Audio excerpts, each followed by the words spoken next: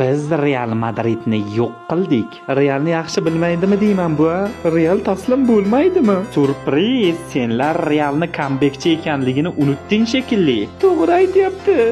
Enursin biz ham PSJning ahvoliga tushmasak bo'ldi. Real Madrid o'z uyida Arsenalga qarshi 3-0 ga yutqizgan bo'lsa ham endi muxlislar bilan birga kurashadi. Muxlislar 90 daqiqa to'xtamasligi aniq. Arsenal bu atmosferaga dosh bera oladimi?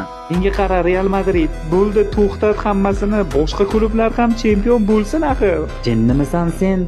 Real Madrid bu Chempionlar Ligasi, Chempionlar Ligasi bu Real Madrid. Real, seni davring tugadi ahmoq. Paq!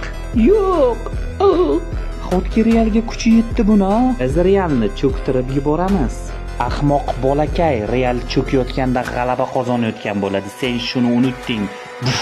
Meni mazam bo'lmayapti. Ana shunaqa comeback bo'lish ehtimoli bor. Shu Realdan qutulmadik-da. Bilasizmi, Chempionlar Ligasida juda ham ko'p o'yinlar bor.